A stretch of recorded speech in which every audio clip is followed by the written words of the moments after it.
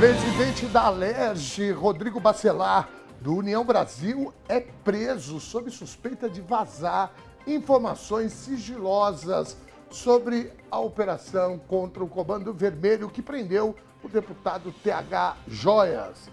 Anderson Torres e Alexandre Ramage são demitidos da Polícia Federal. Perda do cargo faz parte da condenação dos dois por envolvimento na trama golpista. Ministro Gilmar Mendes decide que somente a Procuradoria-Geral da República poderá pedir impeachment de ministros da Suprema Corte. Decisão será levada para votação no plenário da Suprema Corte em sessão virtual. São Paulo bate recorde de feminicídios em 2025. Capital já registra 53 casos, número mais alto desde o início da série histórica em 2015.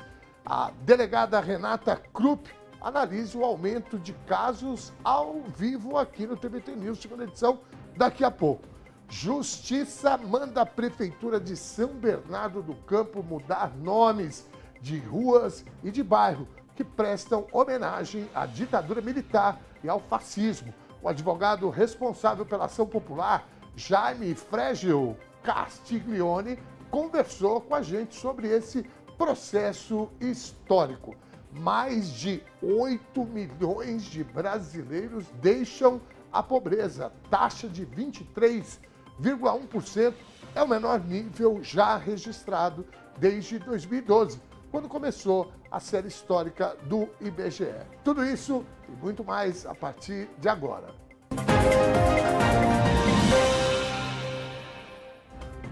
Este é o TVT News, segunda edição, diretamente da TV dos Trabalhadores e das Trabalhadoras. Falo ao vivo dos estúdios aqui na Avenida Paulista. De segunda a sexta, das 4 às 6 da tarde, oferecemos uma cobertura completa e aprofundada das manchetes políticas aos debates sobre segurança, saúde e meio ambiente, passando por esporte, arte, cultura, cidadania. Aqui você encontra o jornalismo que faz a diferença, com comentários, análise e entrevistas exclusivas. Sintonize São Paulo pelo canal 44.1 da Antena Digital ou no ABC Paulista pela Claro TV, canal 512. Na Bahia, pela TV Quirimurê. Rio de Janeiro, Pernambuco, Santa Catarina, Rio Grande do Sul, pela TV Com. E desde o mês de agosto, a TVT é nacional, pela Parabólica Digital, no canal 555. A primeira TV criada pelos trabalhadores e para os trabalhadores, agora é nacional. Acesse o nosso site, tvtnews.com.br, para você conferir todas as formas de sintonizar a TVT. E com mais de 1 milhão de inscritos no YouTube e presença forte no Instagram, TikTok, Facebook, a TVT está sempre conectada à sua realidade. E queremos sua participação aqui no TVT News, segunda edição. Mande sua mensagem, seu comentário. A gente quer saber a sua opinião. E além do TVT News, segunda edição, tem a primeira edição também exibida de segunda a sexta, a partir das 10h30 da manhã, com a apresentação da jornalista Thalita Gari. Também de segunda a sexta, às 14 horas, tem o Sem Censura, com a Cissa Guimarães. Tem o programa Conversa Sem Curva, eu tenho a honra de apresentar toda terça, 9 da noite. Na quinta, o Juca Que For Entrevista, 9 da noite. Sexta, também às 9 da noite, horário nobre, tem o Samba na Gamboa, com a Tereza Cristina. Sábado é dia de cinema nacional, no Cine TVT, às 9h30 da noite. A TVT é feita com e para você. Participe. 16h06. Hoje, nós vamos falar de uma chaga que persiste a assombrar a nossa sociedade. A violência contra a mulher. Um flagelo que atinge incontáveis vidas, seja pela agressão física, psicológica, patrimonial ou sexual. O Brasil, mesmo tendo adotado políticas públicas nos últimos anos, infelizmente insiste em figurar entre os países mais violentos contra a mulher. E a sombra do feminicídio continua a revelar nosso fracasso coletivo. A violência não é um problema privado, é uma questão estrutural que exige a ação coordenada do Estado e da sociedade civil. O machismo e a cultura da impunidade enraizados fazem com que a casa que deveria ser o porto seguro se torne o local de maior risco. Nesse cenário de urgência, a luta pela vida das mulheres exige o fortalecimento de políticas públicas. A Lei Maria da Penha e a tipificação do feminicídio foram avanços, mas a eficácia da proteção reside na ampliação de delegacias especializadas, no funcionamento de casas-abrigo e principalmente na educação para a equidade de gênero. É dever de cada um de nós quebrar o ciclo da violência, garantir que as denúncias sejam ouvidas e que cada mulher tenha a sua dignidade e segurança respeitadas. A luta é por um futuro onde a liberdade e a segurança não sejam privilégios, mas sim regra. Na edição de hoje, receberemos a delegada Renata Krupp, que é uma referência quando o assunto é violência contra a mulher, para analisarmos o cenário em que vivemos. Mas antes, nós queremos a sua opinião. O que falta para acabarmos com a violência contra a mulher? Opção A, leis mais duras. Opção B, conscientização. E opção C, diminuir a desigualdade social. Vote na nossa enquete e deixe o seu comentário. Você que está pelo YouTube é muito simples, é só você baixar aí na caixa de comentários que você vai achar a nossa enquete. Você que está pelo 44.1 aqui na capital de São Paulo, ou pelo 512 da Claro TV, no ABC Paulista, ou pela TV Quirimurê, ou pelo 555 da Parabólica Digital, você pode mandar um WhatsApp para a gente. O número está aí na tela. 11 99798 4042. Anote aí. 011 99798 4042. Vote também e mande a tua mensagem que ela vai aparecer aqui no telão. Falando em telão, já dá para a gente colocar os nossos queridos e queridonas. Mira Lima, aí, ó, não estou falando em queridona, ó. Boa tarde, Dom, equipe TVT e comunidade. A Mira Lima, que é a nossa queridona. E uma outra dica para você. Se você quiser fazer parte do nosso financiamento coletivo, é muito simples. Você que está pelo YouTube, é só ir ali, ó, tornar-se membro. E a tua mensagem, inclusive, vai aparecer diferenciada como da Mira. Você que está pela TV, é só abrir a câmera do teu celular, mirar ali naquele QR Code que você já cai na página. Tem planos a partir de R$ 4,90. Você passa a fazer parte do financiamento coletivo da TVT. Olha só que legal, né? Você vai financiar o conteúdo da emissora. 16h10. Mira Lima, um beijo gigante para você, querida. Salve TVT, meu querido Rodrigo José, o Udi. Ô Rodrigo, nós estamos com saudade de você, viu, Rodrigo? O Rodrigo está em Portugal, trabalhou aqui. No início do jornal foi nosso correspondente, né, lá da Europa. Nós precisamos voltar a fazer as suas, né, entradas aqui ao vivo. Não é mesmo? Bicho. Grande Rodrigo, um beijo para você, para as crianças, para tua companheira e para todos os amigos portugueses aí também. Mara Araújo, boa tarde, Dom e todos da TVT. Dom, você está lindo como sempre, estou com saudade do Batata. Mara do Cangaíba, o Batata, Maria, tá de férias. Ninguém segura o Batata deve estar voando rasteiro, viu? Que bom, nós também estamos com saudade do Batata. Obrigado pelo elogio, né? Aí, eu tô todo, né, cabelo penteado, topetão. A mamãe falou, ó, para de andar de preto, põe uma roupa mais leve. O pessoal percebe, tá vendo? Beijo, querida Mara. Boa tarde, não. Agora a mídia corporativa encontrou uma terceira via. Michele Bolsonaro, o Edson Jorge do Nascimento. Eles tentam, mas a Michele não tem como ser terceira via, né? Porque ela... né? E pode arrumar a terceira, a quarta, a quinta. Vamos jogar o jogo. Tá? Vamos jogar o jogo. Um abraço, Edson Jorge, querido. Seja muito bem-vindo ao TBT. Meu amigo Ábio Pedroso lá, de Glorinha. Boa tarde, gurizada. Mais um do PL preso. Presidente da Alerj. Esses caras não têm eleitores, têm cúmplices. Olha, nós vamos falar sobre isso já, viu, Ábio?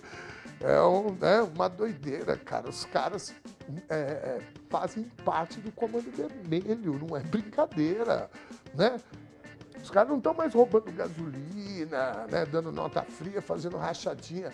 Um crime entrou para dentro das instituições brasileiras, sobretudo no Rio de Janeiro. O presidente da Assembleia Legislativa.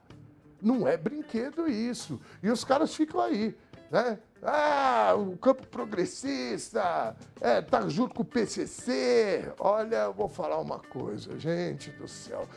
Ábio Pedroso, forte abraço para você, querido. Toda sorte pro Colorado, viu? Colorado também tá enroscado aí. O seu Valério o seu Valério tá que nem pisca. O Casqueto tá dizendo aqui que o Juventude vai ajudar. Então, eu tô torcendo também, tô torcendo pro Santos. Tô torcendo pro Santos cair, né? Para dar uma lição, logo que gestão de futebol não se faz com brincadeira, com ex-jogador e com... né? Bom, vamos ver. Se o Santos não cair, eu vou vir com uma camisa do Santos aqui. Eu visto a camisa do Santos, dos meninos da Vila. Pode escrever. Tá gravado. Desafio feito. Roberto Arruda Campos. Boa tarde, Dom. As programações da TBT cada vez melhor. Roberto, querido, um forte abraço para você, meu irmão. Muitíssimo obrigado. A gente fica feliz com os elogios, viu, gente? Porque a gente prepara, né, esse programa aqui. Tem um monte de gente trabalhando. Tem o pessoal lá do Twitter, tem o pessoal da redação, o povo da técnica que fica aqui dentro comigo no estúdio. A gente rala para entregar um produto bacana para vocês. Então, quando vem um elogio, a gente fica feliz demais, né? Porque é importante isso também, é o reconhecimento do nosso trabalho, que não é brincadeira, né? Está aqui desde manhã, né, cantando pneu. Então, Roberto Arruda, querido, muitíssimo obrigado em nome da equipe, que é grande. Eu agradeço o teu elogio aqui, meu irmão. Vamos em frente, Roberto Arruda, um abração para você. 16h14, o nosso querido Carlos Prates. Boa tarde, Dom, todos da TBT, amigas e amigos. Com tantas prisões, os partidos da direita vão ter que montar suas sedes centrais em presídios, né? É brincadeira. Eles estão indo para um outro... Eles sempre viveram, né? A extrema-direita, sobretudo, vive numa realidade paralela. Agora eles estão num local paralelo, né, que é dentro das cadeias. E vai aumentar, né? Vão aguardando aí que vai aumentar. O bonito agora está sendo... Eles defenderam os direitos humanos, né, e a condição da população carcerária. Hoje o Flávio Bolsonaro descobriu o conceito de prisão, de cadeia, porque ele não sabia que o preso tem que ficar trancado, que ele tem hora para tomar sol. Ele não sabia, não. Esses caras, na verdade, eles estão querendo que o Bolsonaro vá para o Copacabana Palace, né? Com uma equipe médica, chefe francês, né? Um chefe de cozinha francês, né? Umas primas, né? Para visitar de vez em quando. Mas, cara, não é possível. Oh, meu Deus do céu, choque da realidade agora. Carlos Prati, um abraço para você, querido. Vamos em frente. Francisco Cruz, E3Q. Rameiro demitido. Eu acho que é Ramagem, não é? Porque o Ramagem foi demitido. Eu não sei se é essa, mas nós vamos dar daqui a pouco essa notícia aí. O Ramagem e o outro, o Anderson Torres, foram demitidos da Polícia Federal. E estão presos. Aliás, o Ramagem está fugido. Francisco, depois você vê se é isso mesmo. Rameiro demitido. Vamos em frente. Ou tem um outro aí, que, né? O Brasil não tá brincadeira, não. A Cris Guimarães, boa tarde, caríssimo Dom Ernesto. Cris, um beijo gigante para você. Obrigado por estar aqui com a gente, sempre participando, sempre mandando mensagem. Muitíssimo obrigado, viu? 16h16, Miguel Gomes, boa tarde, querido Dom Ernesto e comunidade ICL. Espero que o Moro esteja na pauta de hoje. Meu Miguel, Miguel, querido. Bom, a comunidade ICL é no vizinho, né? O ICL, a gente transmite aqui no período da manhã, parte da programação do ICL. Aqui é a comunidade TVT mesmo, né? Miguel, o Moro está na nossa pauta, sabe por quê? Porque esse ex-juiz aí, ele, ex-juiz, ex-ministro da Justiça, ex-futuro ministro do STF, né? Ex-candidato à presidência, né? E um senadorzinho mequetrefe, que é o que o Sérgio Moro hoje é. Ele está na nossa pauta porque esse cara, na minha opinião, é um dos principais atores que fez com que o Brasil chegasse onde chegou. Tudo começa com o Aécio lá reclamando da eleição, né, não reconhecendo, mas esse juiz aí, ex-juiz, né, de primeira instância lá da 13ª Vara, estava lá, né, veio vindo, né, construindo uma narrativa, fazendo parceria com a imprensa, fazendo tabelinha com o Ministério Público, né, interferindo na eleição. Né? O Lula estava liderando as pesquisas, né? Mesmo preso, ele estava liderando as pesquisas. Depois que ele prendeu arbitrariamente o Lula, o que ele fez? Ele ainda ficou soltando, esquentando a imprensa, né, com notícias fajutas, por exemplo, o depoimento do Palocci, faltando uma semana. No momento que o Haddad já estava crescendo nas pesquisas, a tendência era de crescimento. Esse cara, e depois foi trabalhar, né, para o Bolsonaro na maior cara de pau, né? Miguel, querido, forte abraço para você e para a comunidade ICL também. Vamos em frente. 16 horas e 18 minutos, a Misa Ellen. Olha, o Misa Ellen, né? Vocês me desculpem, gente, porque agora o YouTube acabou atualizando, né? Fez uma atualização e veio assim, né? Com arroba. Antes vinha o nome separado, tá uma pena, mas Misa Ellen é o que está escrito ali. Forte abraço, boa tarde, Dom. TVT News, muito bem. Forte abraço para você também, queridão. 16 e 19, vamos mais 3 comentáriozinhos só, gente. Aí depois a gente vem de novo. Luísa Figueiredo, boa tarde, muito boa tarde. Obrigado pela presença aqui no TVT News, segunda edição. Vamos em frente. A Isabel Bernick, boa noite, TVT News, aqui da Alemanha. Felicidades e saúde. Aqui, né, saúde a todos vocês. Esse PL tem que ir todos para a cadeia. Aí você foi na mosca. Né? Aí salva, eu não sei não se salva alguém, né? Começando lá pelo presidente.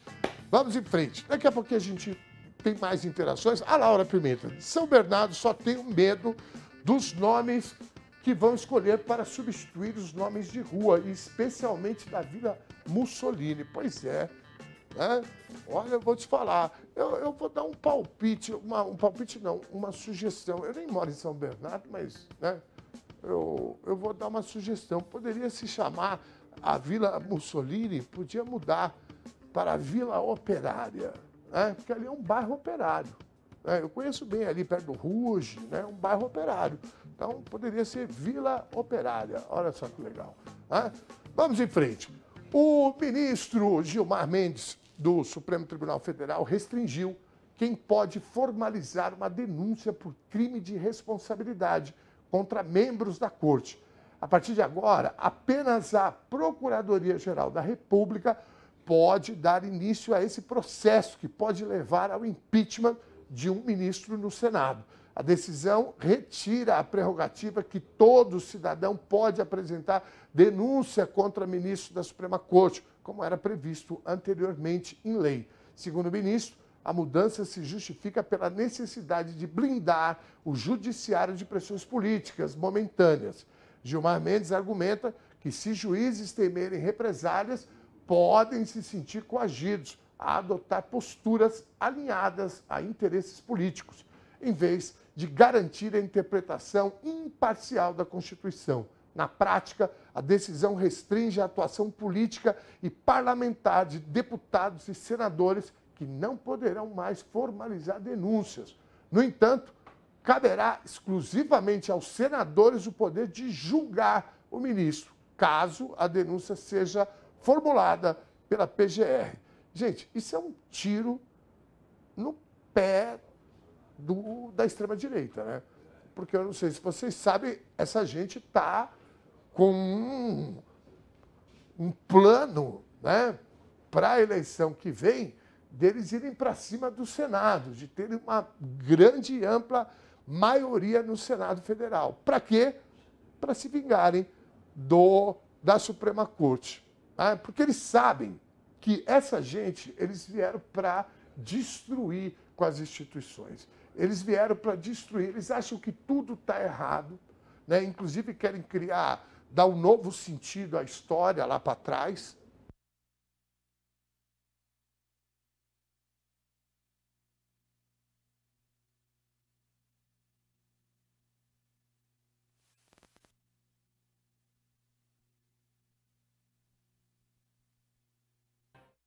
Estamos de volta! Esse é o TVT News, segunda edição, 16 horas e 26 minutos. Falo ao vivo aqui na Avenida Paulista. A gente teve um probleminha aqui técnico. Eu acho que eu estava me mexendo demais aqui. Ou toda vez que eu falo do Sérgio Moro, começa a vir essas coisas aí, né? Vamos limpar aqui. Mas, na verdade, eu estava falando sobre essa mudança, né, no impeachment, no possível impeachment de membros da Suprema Corte. Na verdade, a extrema-direita, isso é um tiro, né, no pé da extrema-direita, porque a extrema-direita está, né, com um programa, um projeto, né, de ter grande maioria no Senado para tentar se vingar de membros da Suprema Corte e, mais do que isso, emparedar o judiciário, né? Porque eles poderiam, por si só, eles resolverem lá fazer, né? Então, agora, o pedido de impeachment. Então, agora só o PGR. Isso é importantíssimo, porque caso essa gente tenha a maioria, esse país vai virar de pernas para o ar, porque vai ser um tal de chantagear ministro que não vai ser brincadeira. Tá? É isso que acontece. E, bom, nós temos 3 poderes, os poderes precisam estar em equilíbrio, e faz parte do ofício, né, da Suprema Corte de né, ser o guardião da Constituição. Né? É lá que resolve em última instância, porque senão fica não, a lei quer dizer isso, a lei quer dizer aquilo, isso pode, isso não pode. Quem resolve é o colegiado dos 11 ministros da Suprema Corte. E o grande problema da extrema-direita, e não só aqui no Brasil, isso é um problema da extrema-direita global, né? Que eles querem trazer uma nova leitura do que pode, que não pode, o que é direito, o que é dever. Né? Então, para resolver isso, a Suprema Corte já se antecipou, porque a estratégia da extrema-direita é essa mesmo. E isso serve de alerta para o campo progressista. Né? É momento da gente, todo democrata, prestar atenção no Legislativo, ou seja, no Congresso Nacional e no Senado Federal. Né? Agora nós temos aí o Alcolumbre querendo chantagear o presidente Lula. Cada uma que parece duas, né? Vamos em frente, que já estou atrasado com a pauta aqui. 16 horas e 29 minutos, o presidente da Assembleia Legislativa do Rio de Janeiro, o deputado estadual Rodrigo Bacelar, do União Brasil, foi preso nessa manhã de quarta-feira pela Polícia Federal no âmbito da Operação Unha e Carne. Bacelar é suspeito de vazar informações sigilosas da Operação Zargum, deflagrada em setembro, que levou à prisão do então deputado estadual TH Joias, do MDB.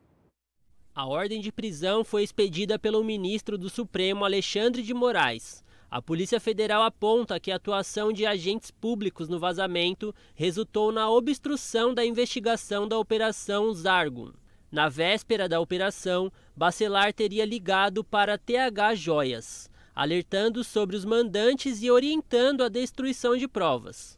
O presidente da Alerj foi detido dentro da Superintendência da Polícia Federal no Rio de Janeiro, na Praça Mauá, após ser convidado para uma reunião pelo próprio superintendente. Bacelar recebeu voz de prisão e teve seu celular apreendido logo ao chegar. O ex-deputado TH Joias também deve ser levado à Polícia Federal para prestar depoimento. Na época da operação, o Procurador-Geral de Justiça do Rio de Janeiro, Antônio José Campos Moreira, já havia levantado a suspeita de vazamento, citando as certas dificuldades em localizar TH Joias, que havia saído de sua residência na Barra da Tijuca, deixando a casa completamente desarrumada, o que poderia indicar uma fuga e desfazimento de provas. Além do mandado de prisão preventiva, Moraes expediu 8 mandados de busca e apreensão, sendo um dos alvos o gabinete de Bacelar na Alerj e um mandado de intimação para cumprimento de medidas cautelares. A Polícia Federal informa que a ação de hoje está inserida no contexto da decisão do STF no julgamento da chamada ADPF das favelas, que determinou a investigação de conexões entre grupos criminosos violentos no Estado e agentes públicos. Até a última atualização, nem a Alerj, nem a defesa do deputado Rodrigo Bacelar se manifestaram sobre a prisão. Eita, nós! Pega fogo, cabaré! O ministro da Justiça, Ricardo Lewandowski, assinou hoje as portarias que desconstituem o vínculo estatutário do deputado federal Alexandre Ramagem e do ex-ministro Anderson Torres com a Polícia Federal. A decisão de desligar os 2 delegados da corporação, ou seja, despedi-los, atende a uma determinação da primeira turma do STF. Tanto Ramagem, que foi diretor-geral da ABIN no governo Bolsonaro, quanto Torres, que foi ministro da Justiça, foram condenados em setembro pelo Supremo por suas participações na tentativa de golpe de Estado após as eleições de 2022. Alexandre Ramagem, atualmente deputado federal pelo PL, foi condenado a 16 anos e 1 mês de prisão e está foragido nos Estados Unidos. Já Anderson Torres, condenado a 24 anos de prisão, cumpre pena no núcleo de custódia da Polícia Militar do Distrito Federal, a chamada Papudinha. As portarias de desvinculação foram publicadas no início da tarde dessa quarta-feira. O negócio está pegando fogo, hein? Eita, nós! Vamos lá, precisa caçar agora o mandato desse outro moço aí, né? A Justiça de São Paulo decretou a prisão de Bruno Lopes Fernandes Barreto, suspeito de atirar 6 vezes contra a ex-namorada, usando 2 armas nessa segunda-feira, em uma pastelaria na zona norte de São Paulo. A Polícia Civil já havia solicitado a prisão temporária. Com o decreto judicial, Bruno Lopes Fernandes Barreto é considerado foragido. O crime ocorreu em uma pastelaria na rua Uchiquiche Camia. A vítima foi atingida por uma série de disparos a queima-roupa. Câmeras de segurança flagraram o momento em que o suspeito conversa com a ex-companheira antes de efetuar os disparos. A polícia militar encontrou a vítima ferida em estado de choque. Após os primeiros socorros, ela foi transportada de helicóptero Águia para o Hospital das Clínicas, onde permanece internada. Até a tarde de segunda, a vítima não corria risco de morte. O caso foi registrado como tentativa de feminicídio no 73º Distrito Policial, Jaçanã. Pois é, né, gente? Olha, eu vou falar, virou parece que a gente tem uma onda, né, de violência contra a mulher. Às vezes aparece um caso que chama a atenção, né, e a gente acaba... olha isso, gente. A gente acaba despertando, né, para esse assunto. E esse é o tipo de assunto que jamais poderia cair naquela camada de...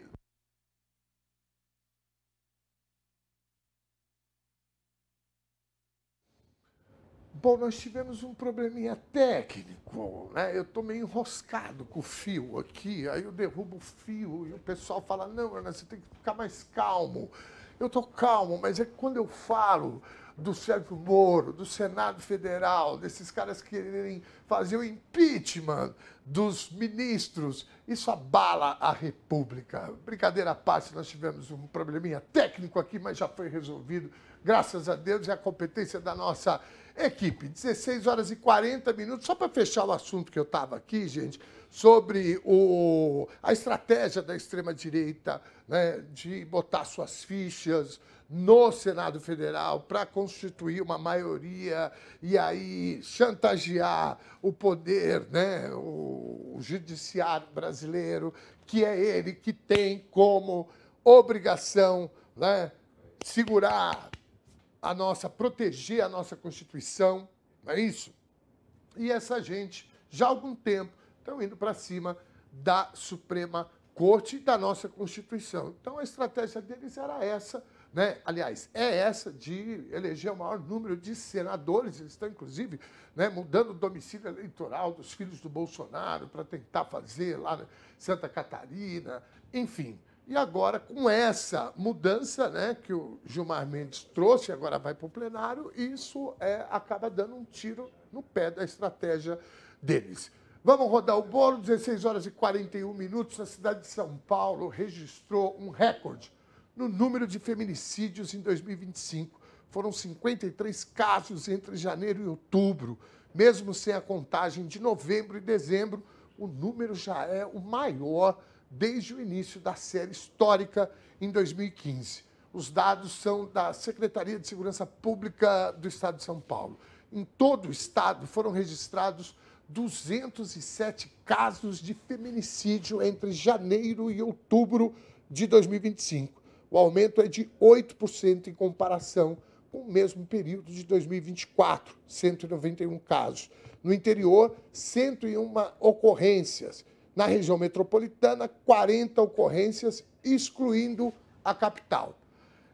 Na capital, 53 ocorrências. A violência contra a mulher foi tema do discurso do presidente Lula na tarde dessa terça-feira, dia 2 de dezembro, em Ipojuca, em Pernambuco. O presidente se emocionou e defendeu penas mais severas para quem comete esse tipo de crime. Que pena que merece um desgraçado desse. Até a morte é suave. O que nós estamos precisando é de lição de caráter, de dignidade, de educação, de respeito às nossas companheiras, às mulheres, fecha aspas. Lula citou que a primeira-dama Janja pediu que ele assumisse a responsabilidade por um combate mais duro à violência, emocionada com as reportagens recentes. Vamos assistir um trecho do vídeo.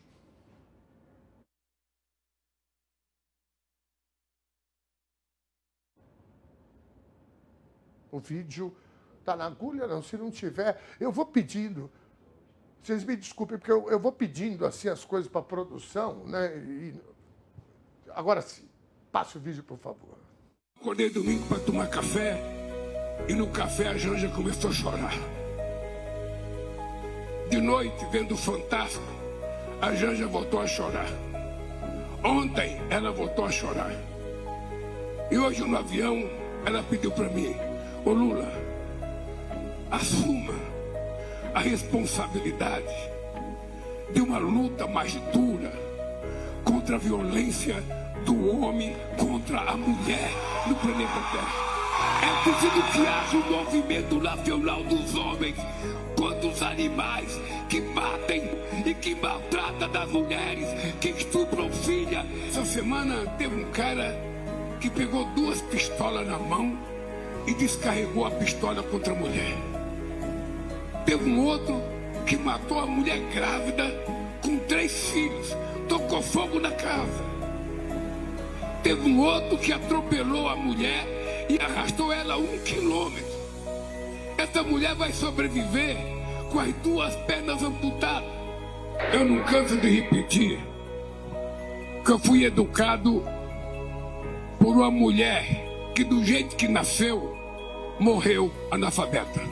E a minha mãe sempre dizia assim: meu filho, se você casar e você não estiver bem com a sua mulher, você se separe dela, mas nunca levante a mão para bater na sua mulher. Nunca levante. E eu fui criado assim. Meus 5 irmãos homens foram criados assim. Isso não depende de ninguém. Depende de nós. Cada um de nós homens precisamos ser o professor do outro. Cada um de nós temos que educar os nossos filhos. Cada um de nós tem que educar os nossos companheiros. E essa não é uma tarefa só da escola, é nossa, homens. O que nós estamos precisando é lição de caráter, de educação, de respeito às nossas companheiras, às mulheres, que se não fosse elas, a gente nem existia.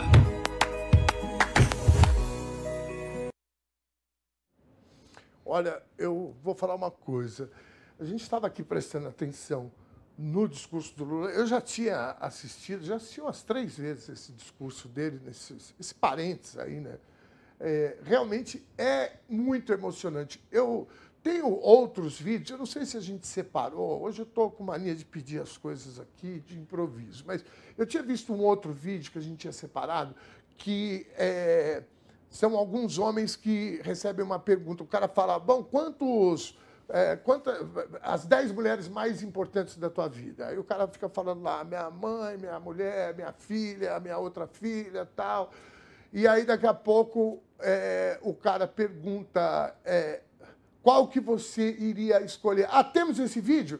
Roda aí esse vídeo antes da gente trazer a nossa convidada, delegada de polícia, a doutora Renata Krupp, daqui a pouquinho. Antes, eu quero passar esse vídeo só para contextualizar, porque isso é uma dinâmica muito interessante. Roda aí, por favor.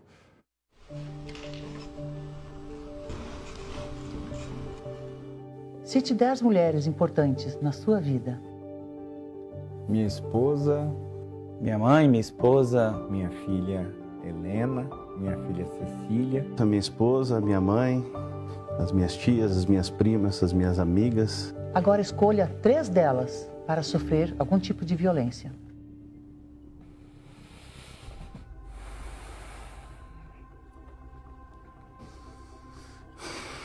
Como assim?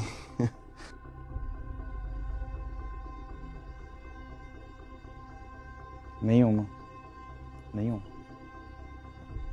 É difícil imaginar. Eu não consigo. Eu não consigo pensar em uma delas. Não tem como.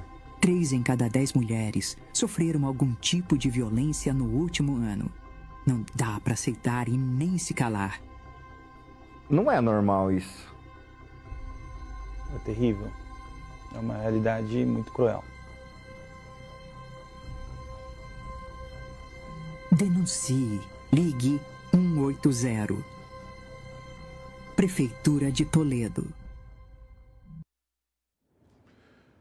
Que campanha bacana. Espero que tenha eficácia.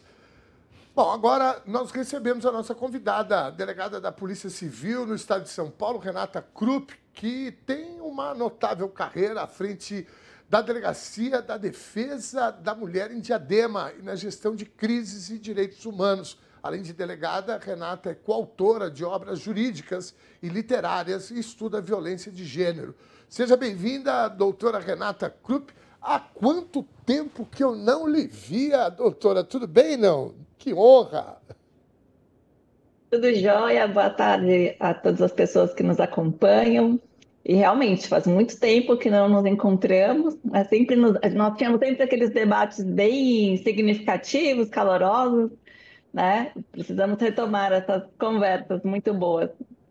Muito bem, eu falo sempre que ao longo desses mais de 20 anos que eu estou trabalhando na TV, eu tenho algumas referências que me dão suporte.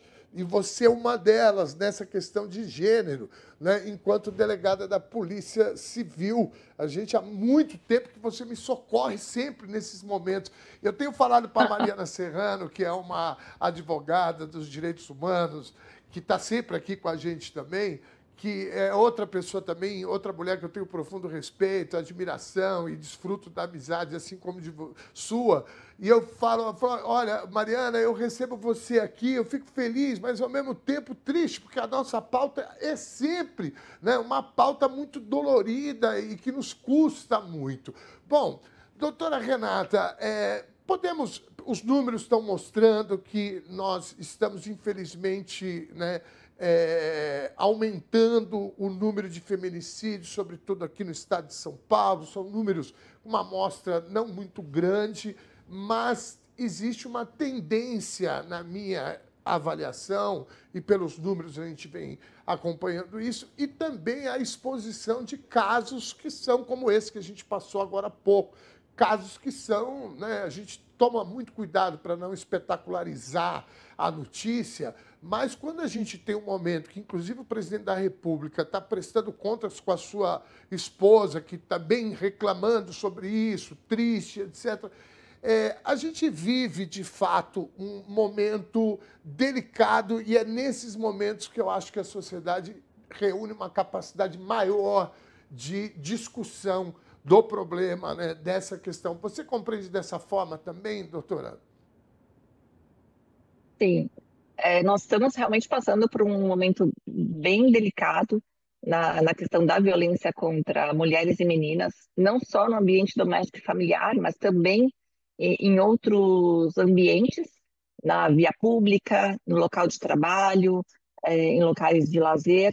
A mulher tem sido muito afrontada nessas questões envolvendo violência. Tá? Não só porque tudo é na questão, pelo simples fato de ser mulher. Né? A gente fala que a violência contra a mulher ela é muito democrática. Não importa o nível social, não importa classe, não importa condição financeira, não importa nada. Basta ser mulher, ela pode ser vítima de algum tipo de violência em algum momento. Né? As estatísticas nos mostram que a cada 4 segundos uma mulher é vítima de algum tipo de violência. Então, isso é algo muito desafiador para fazermos os enfrentamentos. Né? Então, falarmos mais sobre esse tema é de grande importância.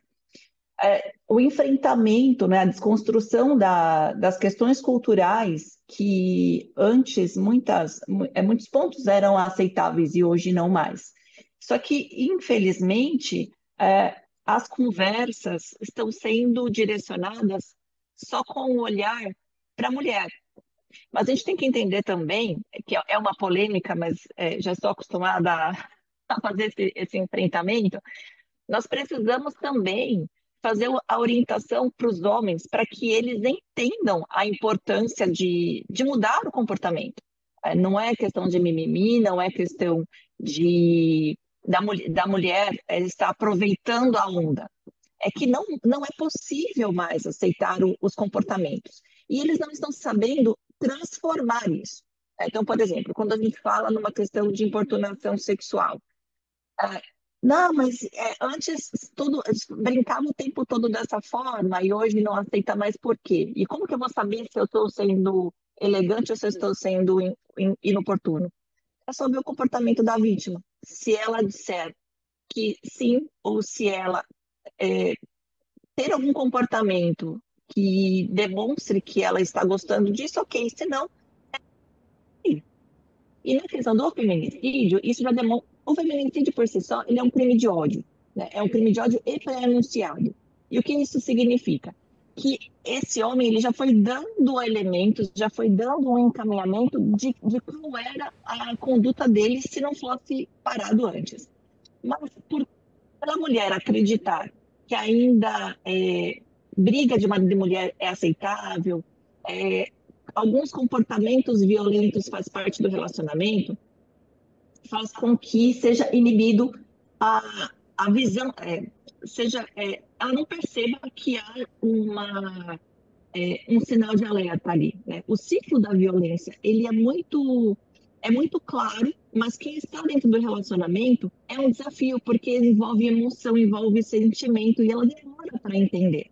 Ou perdoa, acreditando que ele não fará de novo. Só que ele não vai ele não vai continuar sendo violento se ele for orientado, se ele conseguir desconstruir muitos pensamentos. E não é o que acontece.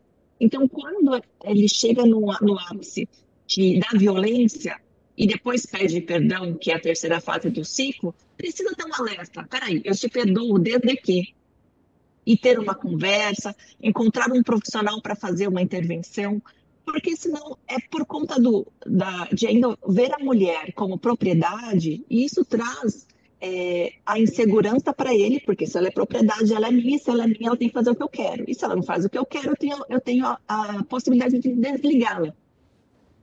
E esse desligar é o feminicídio. Até eu estava conversando ontem com um colega que eu achei muito, muito interessante. Desculpa, eu vou estar falando rápido porque o tempo é curto, né? Eu estava conversando com um colega que, olha só uma situação. Quando nós casamos, o celebrante diz, eu os declaro marido e mulher. Não é assim que funciona? Ok. Marido, o papel de marido é seu. Você tem desse homem a figura marido, mas ele tem de você a figura mulher. Então, ele tem a propriedade sobre você em todas as áreas. Então, olhem só que até algumas questões, algumas falas que nós temos, dá ali no subconsciente a legitimação dele considerar essa mulher o seu objeto. E a partir daí, ele começa, mesmo ex-casais, porque o número de casos envolvendo feminicídio ou tentativa de feminicídio, são pessoas que estão no relacionamento como ex, e não os atuais. Não é o marido, não é o namorado, não é o companheiro que está no número mais significativo. E sim, o ex-namorado, o ex-companheiro, o ex-marido, porque ele está num relacionamento novo, mas ela não pode, por quê? Porque, por ser propriedade dele. E isso, essa masculinidade tóxica que a gente precisa transformar numa masculinidade positiva, precisa acontecer de uma forma mais eficaz. Ah, mas isso não é possível. É possível. É porque nós temos trabalhos nesse sentido, independente do sistema de justiça, que são eficazes. Né? Tem o programa Homem Inconsciente também, que já está há 10 anos em exercício e funciona muito, mais de 1.000 homens que já passaram por ele e que nós temos resultados positivos. Né? Então, nós precisamos ter um olhar para o fortalecimento da mulher, para que ela tenha essa autonomia emocional, financeira e em todas as áreas da sua vida, mas precisamos também começar a falar sobre os homens, sobre o comportamento deles, quais são os gatilhos de transformação, para que aí sim nós tenhamos uma modificação significativa e real da redução da violência contra mulheres e meninas. Muito bem. Doutora, não, você tocou num ponto muito que eu, particularmente, nessa discussão, eu acho que é um dos pontos mais centrais, porque a gente tem o péssimo hábito, eu aqui na TVT, em outras emissoras que eu trabalhei já ao longo dos anos, sempre no mês de março a gente reserva para fazer essas discussões, né? Sobretudo violência de gênero. Agora, normalmente, essa pauta ela fica quente quando acontecem essas tragédias, né? Vários casos de feminicídio, e eu acho que tem uma quadra anterior a essa, que é a prevenção, e a prevenção passa, sobretudo, pelos homens. Na época que a gente conversou muito sobre isso, a violência contra a mulher, eu conheci aí no ABC um projeto que se chamava E Agora José, que era uma ONG que tinha feito um acordo com um determinado juiz, que eles tinham feito uma proposta e o juiz tinha aceito de penas alternativas, penas leves, né, de agressão, né, leve, essas coisas, ao invés do cidadão, né, o condenado pagar a cesta básica ou algo parecido, ele era obrigado a fazer uma reciclagem nessa entidade que se chamava E Agora José, o projeto. E eu me lembro que o percentual de reincidência era muito inferior àqueles que tinham um outro tipo de pena. Porque na reciclagem, digamos assim, a capacitação como cidadão, o cara tinha aula de cidadania, né? para ele compreender também, porque muitas vezes a agressão, a violência contra a mulher, ela começa, né, não no feminicídio, ela começa lá com pequenas agressões e sinais, e muitas vezes esses homens acabam reproduzindo uma cultura extremamente machista e violenta e, obviamente, criminosa, né? Então, se a gente tiver lá atrás, né, essa preocupação que a senhora trouxe agora, né, de incluir os homens, né, porque o problema não está com as mulheres, o problema é um problema dos homens, que atinge as mulheres. Como anda, minha pergunta agora, sim, doutora, como anda essa questão da prevenção e essas penas alternativas e de conscientização, sobretudo sobre a conscientização? Sim. Quando a gente fala de poder judiciário, a gente tem que entender que nós temos mais de 1 milhão de processos só de violência doméstica no poder judiciário. Nós temos uma média de 2.600 casos novos, todos os dias entrando no judiciário. E a conclusão desses casos, nós temos uma média de 1.600 casos sendo encerrados. Então, é muito complicado, complicado não, mas é um desafio colocar esses homens para passar por esses trabalhos de ressignificação só numa sentença penal condenatória, que é o caso do Iagora José. Por quê? Vai demorar uma média de 3 anos, de 3, 4 anos, para que haja uma sentença. Isso porque já houve a fase do inquérito, que demorou ali uma média de 1 ano e meio, foi para o Poder Judiciário, houve a denúncia, e a denúncia até a sentença demora ali uma média de uns 3 anos. Isso sendo bem otimista. Concordo que daqui 3 anos ele vai ser encaminhado para algum trabalho de ressignificação? Nós precisamos começar a entender que esse homem precisa ser alcançado no começo das investigações, antes de ter investigação, ou no mais tardar, durante a concessão da medida protetiva. Ele precisa ser... tudo é válido, no começo, no meio e no final, mas nós não temos não é dado tanta importância para esse homem no começo do ciclo da violência. E essa mulher, ela não pode continuar sofrendo 4 ou 5 anos para talvez ter uma sentença penal condenatória. Porque quando há situações em que sabemos que houve a violência, sabemos que essa mulher está em sofrimento, mas no contraditório, dentro dos atos processuais, não houve a possibilidade de demonstrar efetivamente para o juiz que aconteceu. Então, por quê? Onde acontece o maior número de casos de violência é dentro do lar. E dentro do lar não há testemunhas, muito raro de ter algum registro. Então, fica a palavra da vítima contra a palavra do agressor. E, na dúvida, né, acaba, embora haja jurisprudência, entendimento dos tribunais superiores, que a palavra da vítima tem muito poder, muita validade. Mas, com o medo dessa mulher, muitas vezes elas acabam voltando atrás.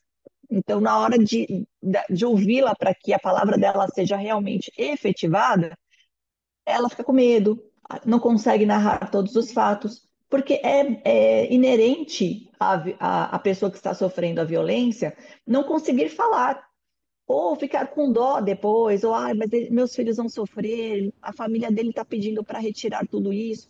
Né? Então, ele acaba sendo absolvido por falta de provas, né? Ou extinta a punibilidade pelo decurso do tempo, e ele acaba não sendo encaminhado para nenhum trabalho de conscientização. Por isso que eu sempre bato na tecla de que precisamos de políticas públicas, precisamos de trabalhos que efetivamente alcancem esse homem no começo do ciclo da violência. Porque ali no começo, além de a gente não perder a oportunidade, a violência está no começo, então a gente consegue ali ainda fazer uma desconstrução, fazer com que ele se entenda e entenda o que ele está fazendo na sociedade. Então, como eu repito, todo trabalho de enfrentamento à violência é bem-vinda, mas quanto antes dela acontecer, maior será a efetividade dele. Muito bem, doutora. Olha, nós estamos com uma enquete aqui no ar. Eu queria colocar que eu já vou pedir para a doutora Renata também avaliar, analisar a nossa enquete. A nossa pergunta é, no combate à violência contra a mulher, o que a gente precisa, né, para a nossa audiência responder? O que falta para acabarmos com a violência? Desculpa, que saiu o... Bom, aí nós temos 3 opções, doutora. Opção A, leis mais duras, que inclusive foi uma sugestão do presidente da República, agora falando num evento, mais conscientização ou também diminuir a desigualdade social. Nós temos uma parcial já da nossa enquete, eu vou passar para a senhora para dar uma contextualizada. Ó, 55% da nossa audiência está optando por leis mais duras. Para 26% da audiência, mais conscientização. E para 19%, diminuir a desigualdade social. Eu acabei sugerindo essa opção C para o nosso redator, porque de 10 casos, que eu nem sei se eu conheço tudo isso, mas de 10 casos de mulheres que sofrem violência de seus companheiros, eu acho que 9 por uma questão de dependência financeira, né? Então, quando a gente põe diminuir a desigualdade social e de gênero, que aí é uma questão um pouco mais complexa da nossa sociedade, um problema mais estrutural, né?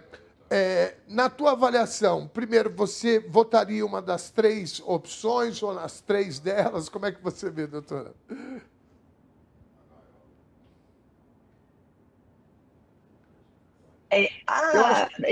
Precisamos entender que... Voltou? Precisamos entender que a Lei Maria da Penha, ela está entre as 3 melhores leis de combate à violência doméstica e familiar, né, em questão mundial. Estamos ali ladeados com o Chile e com a Espanha. Mas estamos entre os 5 países em morte de mulheres pelo simples fato de ser mulher. Endurecer a lei, ela já foi modificada e foi endurecida diversas vezes. E o número continua crescendo.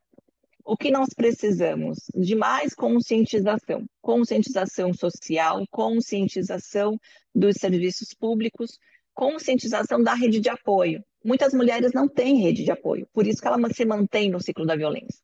Ela demora uma média de 3 a 5 anos para fazer a sua denúncia, para pedir ajuda, porque ela vai tentando sozinha por conta do medo, por conta da insegurança, por saber que não tem ninguém do lado dela. Quando ela tem uma rede de apoio, quando ela tem pessoas que olham por ela e percebendo que ela não consegue decidir por si, porque o seu emocional está abalado, essa pessoa ajuda. E o que eu ouço muito? Mas daqui a pouco ela volta com ele e eu perco a amizade. Então, perca a amizade, mas insista para que ela consiga mudar esse olhar. E eu posso dizer para vocês que é muito comum ela retornar, por quê? Porque o emocional dela já está totalmente comprometido. E isso não é algo ruim para ela, é algo de observância para a rede de apoio. Então, nós tendo esse olhar, vamos conseguir melhor ajudar. E não é perguntando, o que você quer? O que eu preciso fazer para você? Não, é você observar e dar opções para ela. Olha, o que você quer? Fazer isso ou isso? Ela vai falar, não sei.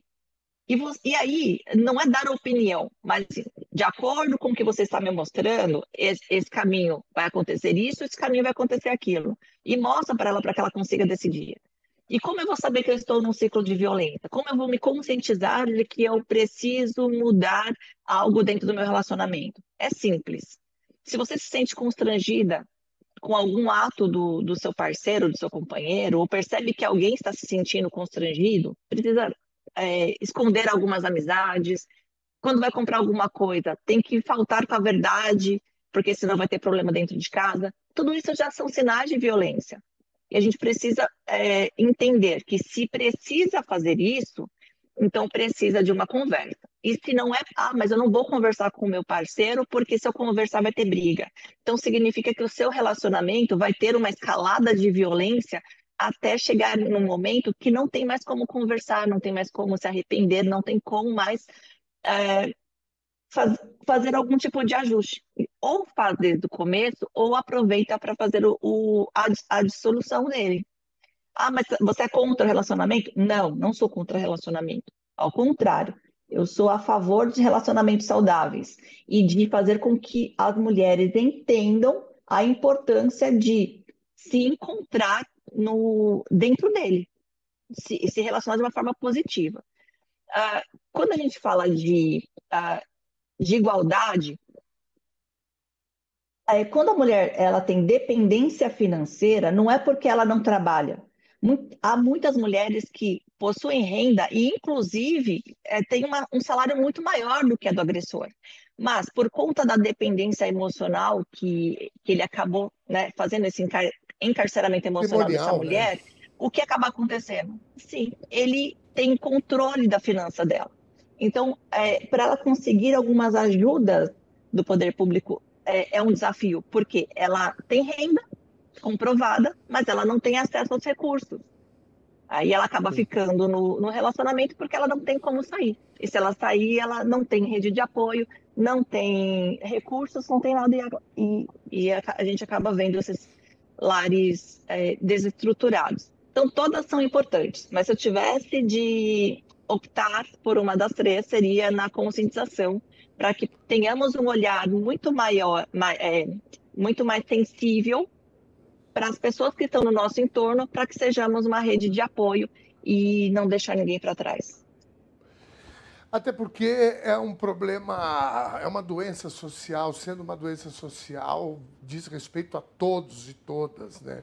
Doutora Renata Krupp, eu vou encerrando a sua participação hoje para não assustar Vossa Excelência, porque senão você vai falar, não é possível, ele falou que era 10, 15 minutos, nós já estamos meia hora, mas a semana que vem nós estaremos juntos, que eu quero fazer uma série. Quando a gente fala, e eu concordo absolutamente com você, viu, doutora, em relação à conscientização, né? Eu acho que é fundamental o conjunto da sociedade ter consciência que isso é uma barbárie, o que acontece, e né, a ponta de tudo isso aí é o feminicídio, são essas coisas trágicas que essa semana, esses dias, têm se reproduzido com uma velocidade muito grande. Doutora Renata Krupp, muitíssimo obrigado pela tua participação, prazer enorme revê-la aqui pela tela, falaremos outras vezes aqui, se a tua agenda permitir. Muitíssimo obrigado, viu? Muito obrigada pelo seu tempo, pela oportunidade, e é sempre uma alegria estarmos juntos. Beijo grande, querida. Bom trabalho, excelente semana para você. Beijo, tchau, tchau. 17h13. Olha, eu vou te falar, um dos prazeres dessa profissão aqui é a gente aprender, ter contato com pessoas, né, de bolhas completamente diferentes. Imagina conversar com uma delegada de polícia, né, que além de delegada é uma ativista, né, em favor das mulheres, né? Então, uma especialista importantíssima, e essa visão de delegada, de estar lá na ponta, né, na delegacia da mulher. Vamos em frente. O Movimento Nacional Mulheres Vivas está convocando uma manifestação para o próximo domingo, 7 de dezembro, na Avenida Paulista, em São Paulo, e em diversas outras cidades do país. A concentração será ao meio-dia no vão do MASP. O ato é uma resposta à crise da violência de gênero. Como a gente acabou de falar, a cidade de São Paulo registrou o maior número de feminicídios desde 2015, ano em que a série histórica foi iniciada. 7 de dezembro, né? Domingo, ao meio-dia, aqui na Paulista, no vão do MASP. Está todo mundo convidado, eu estarei lá com certeza. A psicóloga brasileira Sirlene de Souza Zanotti, de 53 anos, foragida após participar dos atos golpistas de 8 de janeiro de 2023, foi presa nessa terça-feira por militares argentinos. Sirlene, que se dizia exilada na Argentina, foi condenada a 14 anos de prisão pelo Supremo Tribunal Federal. Sirlene foi detida pela Força de Segurança Nacional Argentina na cidade de Posadas, província de Misiones, quando tentava entrar no Paraguai. Ela foi transferida para a prisão em Ezeiza, em Buenos Aires, e passará por audiência de custódia nesta quarta-feira, 13/12. O STF a condenou a 14 anos de prisão, sendo eles 12 anos e 6 meses de reclusão e 1 ano e 6 meses de detenção, pelos crimes de abolição violenta do Estado Democrático de Direito, tentativa de golpe de Estado, deterioração do patrimônio tombado e associação criminosa armada. Em junho de 2024, o ministro Alexandre de Moraes já havia solicitado a extradição de Sirlene para o Brasil. A defesa de Sirlene confirmou a prisão e a classificou como perseguição política. Em nota, a defesa afirmou que a detenção na Argentina evidencia que a perseguição política em nosso país ultrapassa as fronteiras nacionais. Em dezembro de 2024, Sirlene publicou uma carta na qual dizia que o STF, abre aspas, roubou tudo dela em uma falsa acusação de crime em um processo cheio de ilegalidades. Eu estava falando agora, né? Essa gente cometeu crime para tudo quanto é lado e eles simplesmente dizem que não é crime o que eles fizeram. É crime, moça. Você está condenada por ele e foi presa por conta dele. Tá? Tem vários assim. Né? Não é só ela, não. O golpista mor, Jair Bolsonaro, está preso e o discurso dele é o mesmo. Ou seja, eles que decidem, né, o que é crime e o que não é crime. As coisas não são bem assim que funcionam. A Polícia Federal realiza hoje uma operação de busca e apreensão na 13ª Vara Federal de Curitiba, unidade que concentrou os processos da Operação Lava Jato. A ação foi determinada pelo ministro Dias Toffoli, do Supremo Tribunal. A determinação de Toffoli atende a reiterados pedidos do STF para que documentos relacionados a investigações anteriores à Lava Jato fossem enviados pela Justiça Federal do Paraná. O objetivo da operação é assegurar que o STF finalmente tenha acesso a um conjunto de documentos e registros que, segundo o tribunal, deveriam ter sido remetidos há meses para análise. A decisão de Toffoli se baseia em indícios de descumprimento, reiterando de ordens judiciais, o que estaria impedindo o avanço de apurações abertas no Supremo sobre possíveis irregularidades na condução de casos pré-Lava Jato. Até o momento, a Polícia Federal não detalhou o material apreendido e o Supremo Tribunal não se manifestou oficialmente. Era só o que faltava. A Suprema Corte tem que mandar a Polícia Federal ir buscar os documentos na 13ª Vara, que é a vara lá do Moro. Esses caras, eles estão aprontando, eles montaram lá, o Gilmar Mendes definiu bem, a República de Curitiba. Eles acham que eles são uma república, independente do Brasil. A Suprema Corte já acionou. Vocês lembram quando o desembargador que estava de plantão, ele emitiu um mandato de soltura do presidente Lula, não? Vocês lembram? Aí os caras não quiseram cumprir. Eles ficaram enrolando até entrar uma liminar de um outro que estava de férias. É um absurdo. Não, isso, de verdade, gente, isso é um absurdo. É um absurdo. É surreal você ter que... A Suprema Corte dá a Polícia Federal com mandado de busca e apreensão na 13ª Vara, que é lá, né, a República de Curitiba. Precisa acabar com isso. E para acabar com isso, gente, tem que botar esses caras aí tudo para responder pelo que fizeram. A Vaza Jato, né, que foi aquele processo lá de as mensagens daquela turma lá, aquele povo lá, todo ele precisa responder pelo que fez. Aí sim esses caras, porque senão daqui a pouco vira moda. Aí daqui a pouco é a 18ª Vara lá de Maceió, daqui a pouco lá o juiz de primeira instância, cada um acha que faz o que quer. Né? Parabéns ao Dias Toffoli aí, que eu ainda não consegui digerir ele não, mas vamos em frente. A manutenção dos mandatos dos deputados bolsonaristas que estão fora do Brasil, a chamada bancada dos fugitivos, já custou R$1.700.000 aos cofres públicos.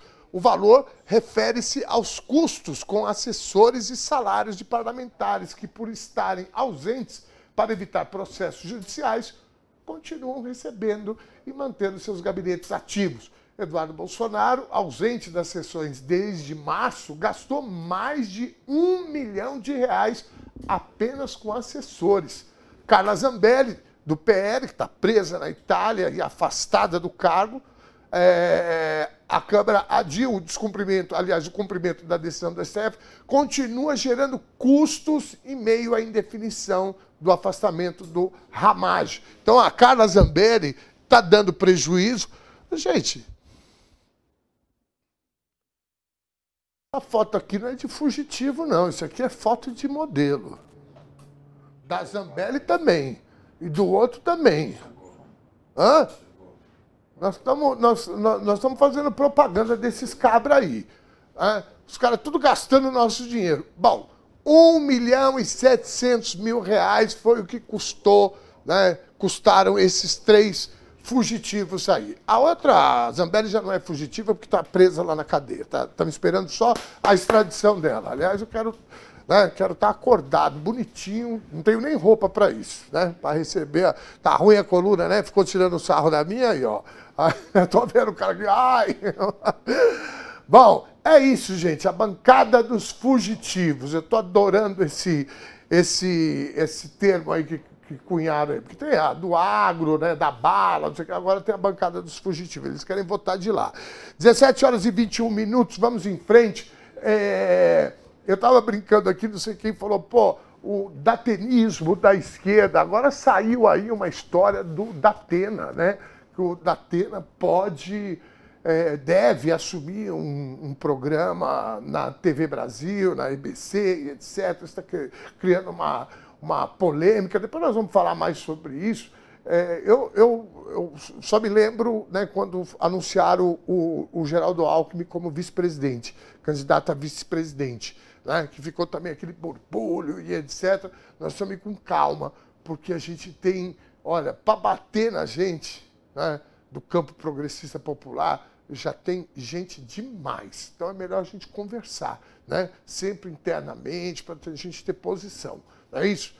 Então, eu lembrei aqui do Datena por causa do datenismo, que é a espetacularização da notícia. Obviamente, né, que eu não acredito que ele vá ter essa postura que ele tinha na TV Brasil, na TV pública, né, sobretudo a TV Brasil, TV pública. Agora, nós precisamos acompanhar bem esse tema da segurança pública. Muito, porque é a pauta de 2026. Aliás, não é uma pauta da extrema-direita brasileira, mas uma pauta global. No Chile, eu estava assistindo os debates ali, só se fala em segurança pública. A extrema-direita está pautando esse debate com força. Antigamente eles falavam da corrupção e etc., capturavam o debate. Agora é a segurança pública. Não à toa que o Trump, né, anda bombardeando aqui navios, barquinhos, né, dizendo, sem prova nenhuma, que ele está atacando o crime organizado. O Departamento Intersindical de Assessoria Parlamentar, o DIAP, está lançando a plataforma digital Quem Foi Quem, que permite à população acompanhar a atuação de deputados e deputadas e senadores e verificar como eles se posicionaram em pautas importantes. Quem traz os detalhes é a repórter Giana Rodrigues. Boa tarde, Gi. Isso é muito bom, viu, Gi? Boa tarde. Tudo bom? Tudo certo, Isso é Dom. muito bom. Muito bom. Dom, você lembra em quem você votou na última eleição para deputado e senador? Perfeitamente. Você de casa, lembra? Isso é muito importante. Agora a gente vai poder saber o que o cara está fazendo. Exatamente. O DIAP, como você bem disse, é o Departamento Intersindical de Assessoria Parlamentar. Assessora sindicatos, associações, movimentos sociais. É uma assessoria técnica, né, para as legislaturas. E essa assessoria técnica acompanha desde muito tempo o que rola no Congresso e como que os parlamentares estão votando sobre assuntos que interessam, atingem a classe trabalhadora. O DIAP foi fundado em 1983, né? E cumpre essa função desde lá. Hoje, 3 da tarde, essa plataforma foi ao ar até a gente vai mostrar aqui, até quero chamar aqui o site, acho que a gente tem uma ilustração, mas vamos ver se a gente consegue colocar aqui no telão. Olha só, se você acessar tela, lá né?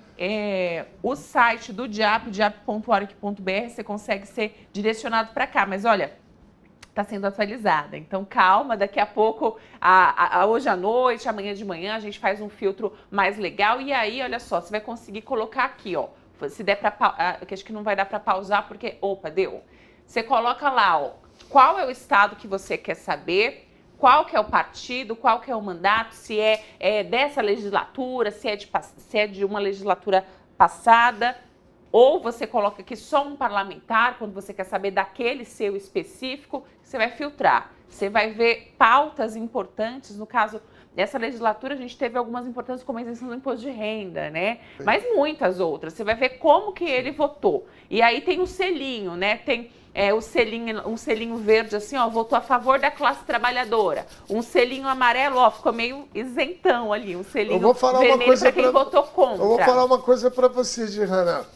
Eu estou esfregando as mãos aqui, sabe por causa de quê? Porque isso é um prato cheio para nós, né? Sim, porque quando a gente der notícia aqui, nós vamos poder, né, eu ia falar uma bobagem gigantesca, que aqueles ditados de vó, né? Mata o não sei quem, mostra, enfim. Mas nós vamos poder fazer isso aqui. Sim, né? Vamos ver como é que fulano votou. Como fulano votou.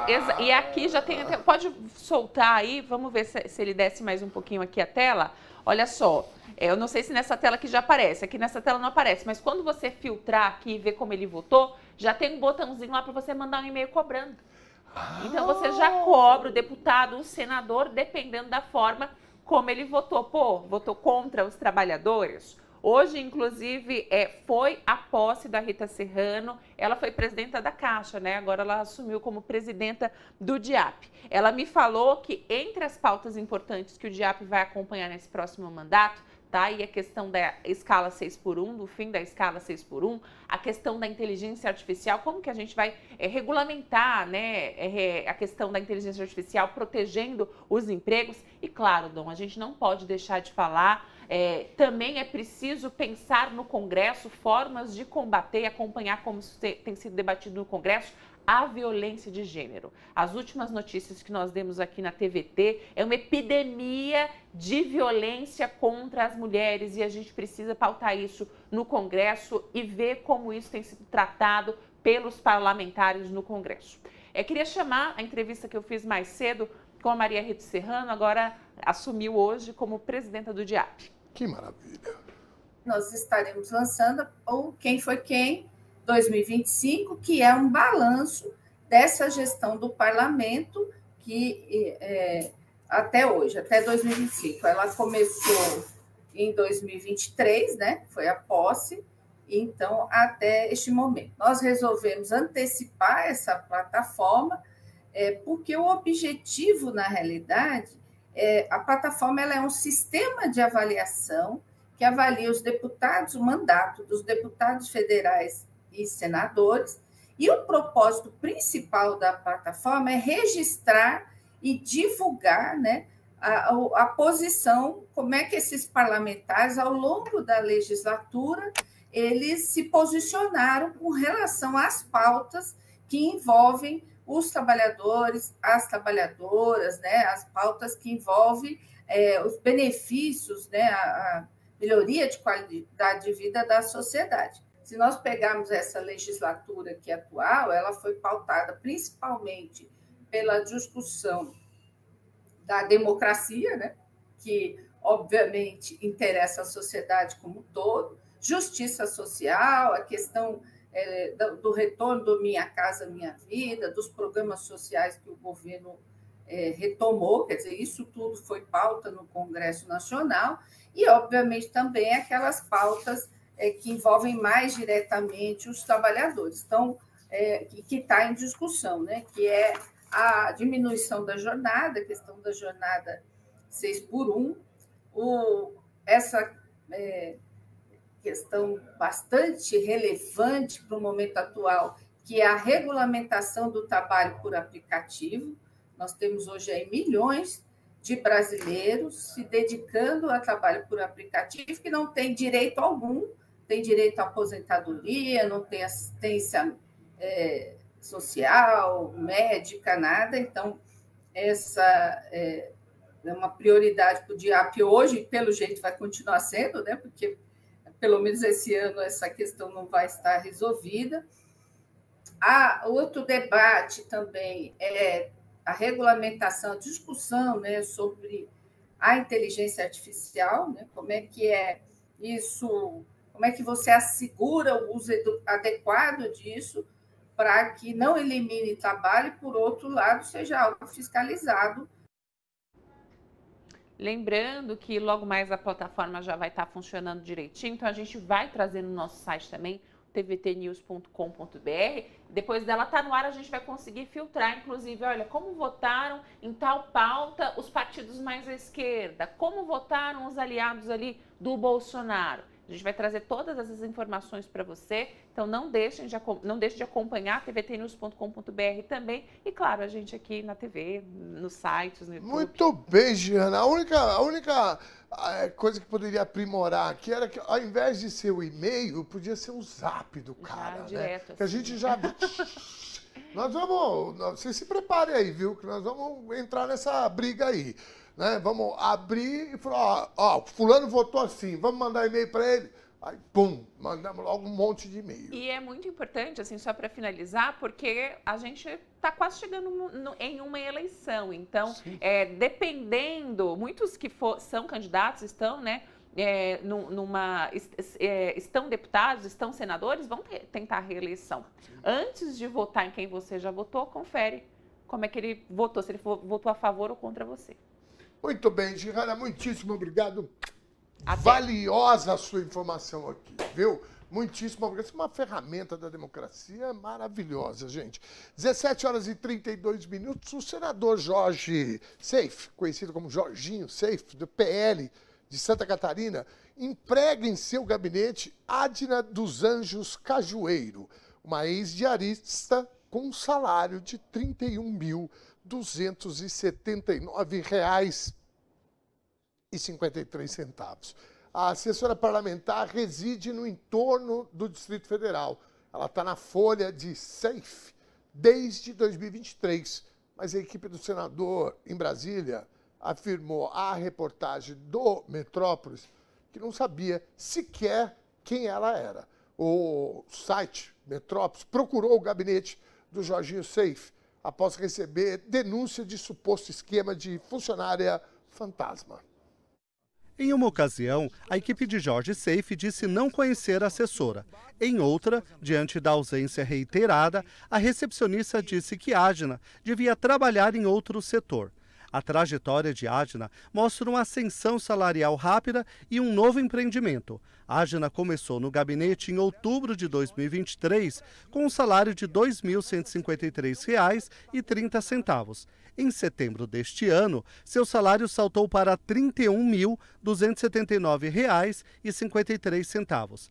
Além do cargo comissionado, Adna era dona de uma loja de roupas, o Atacadão Goiânia, com CNPJ aberto em julho deste ano, sediado na Feira dos Goianos, Taguatinga. Ela publicava ativamente sobre os produtos nas redes sociais e trabalhou na inauguração da segunda filial em Ceilândia, na última sexta-feira, 28 de novembro, dia de Black Friday. Após o Metrópolis contatar Adna, ela pediu baixa no CNPJ na terça-feira, 2 de dezembro.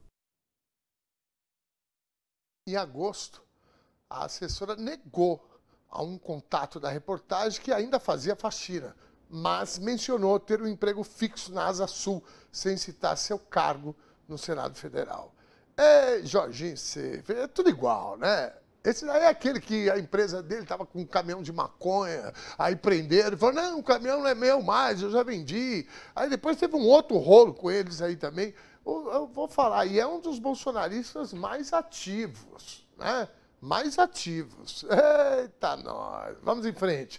Daqui a pouco tem Bem-vindo Siqueira ao vivo aqui no TVT News, segunda edição. Um incidente de homofobia, incidente ficou barato, né? Chocou frequentadores do Mercado Municipal de São Paulo, o Mercadão. um casal gay foi abordado por um segurança e convidado a se retirar do local por ter se abraçado publicamente. O caso foi registrado na delegacia como injúria. Estou aqui no Mercadão Municipal, eu não posso estar abraçando meu namorado, que ele disse que aqui tem um monte de família. Ô, meu amor, pra cima de mim. Pra cima de mim, não. Cara, eu tô pedindo com respeito. Entendeu? Se você me desrespeitar... Eu não tô te respeitando. Eu tô abraçando ele, eu vou continuar abraçando ele onde eu quiser. Aqui é público. Então não é pra você fazer isso lá fora. Não, vou fazer aqui é público. Eu tô abraçando ele, abraçando apenas. Então, não vou fazer em outro lugar. Ó, estou aqui no Mercadão, estou abraçando meu namorado, vou abraçar onde eu quiser. Aonde eu quiser. Não posso abraçar ele? Não posso, eu vou abraçar onde eu quiser, aqui é público. Ponto. Vou abraçar onde eu quiser. Quem é você pra me falar alguma coisa? Eu não tô beijando ele, eu tô abraçando, vou abraçar onde eu quiser. Ponto, aqui é público. Não vou na rua, eu vou aqui. Claro! Ignorante é você de vir até mim falar isso. Se você não aceita, você respeita. Você, não, isso não é respeitar. Respeitar é você ficar na sua. Então você fica na sua, você está respeitando. Aqui você não tá. Aqui você está sendo homofóbico. Entendeu? Homofóbico. Isso. Se você não entende, tem um Google para você pesquisar. Tá? Não sou eu que vou te ensinar. Então azar o seu. Você respeita. Você respeita. Respeita. Não falo baixo. Não falo baixo. Você respeita. Respeita. Só isso. Não, isso não é respeitar. Respeitar é você ficar na sua. Não tô fazendo nada demais. Só abraçando ele. Então, não sou folgado. Folgado é você de vir até mim. Folgado é você. É você. Não. Folgado é você. O tampa de binga aí tá brabo, né? Que não pode, vai fazer lá fora. Gente, eu acabei de falar aqui, né, sobre essa questão aí do Senado, né, de se mudar essa lógica do impeachment e etc. Por quê? Porque essa gente foi brecada pela Suprema Corte, que, né, é a guardiã da nossa Constituição. Isso aí é crime, o que o segurança está cometendo. E ele acha que ele está na razão. Aqui é um lugar de família. É a turma do Deus, pátria, família, o diabo 4, sei lá, né? E é isso. Se a gente permite, se o conjunto da sociedade, as instituições brasileiras permitem, esses caras levam a gente lá para a Idade da Pedra. É isso. Que responda, né, pelos crimes que ele cometeu aí. Ele deu sorte dos meninos aí não quebrarem a cara dele, né? Porque eu tenho uns amigos meus aí que são gays aí, que é tudo bom de pancada, né? Escreveu no leu, os caras sentam a mão. Vamos em frente. Pela terceira sessão consecutiva na Câmara de São Bernardo, os vereadores Danilo Lima, do Podemos, presidente da Casa, e Ari de Oliveira, do PRTB, seguem impedidos de realizar qualquer tipo de contato. A restrição decorre das medidas cautelares impostas pelo Tribunal de Justiça de São Paulo.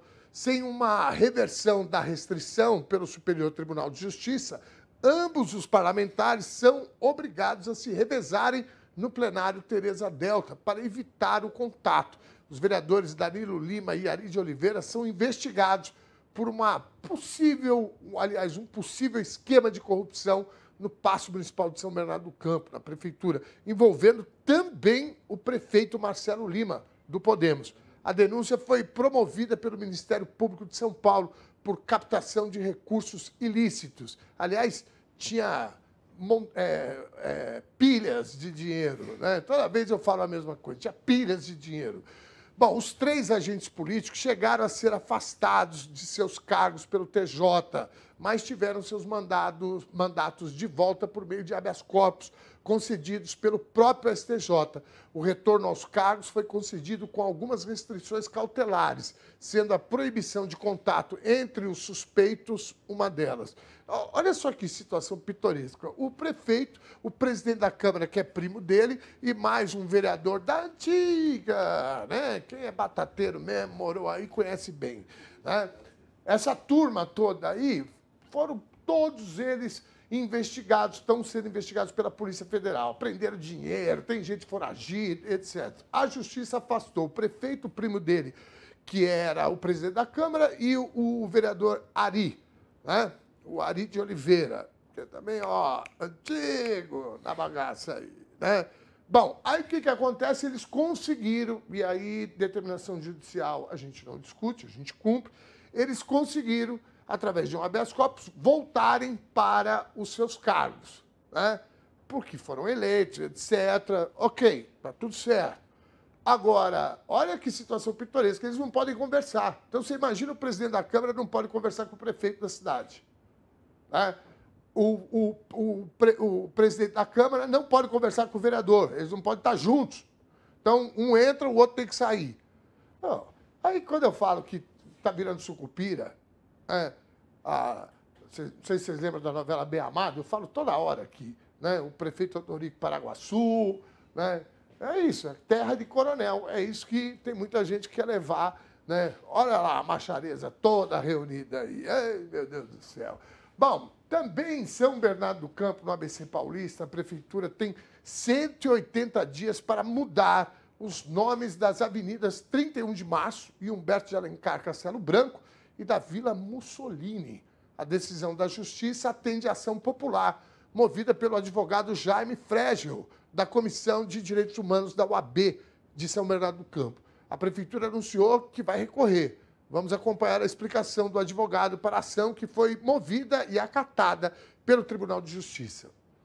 O próprio site da Secretaria de Cultura aponta que a homenagem foi feita a Benito Mussolini, um líder fascista.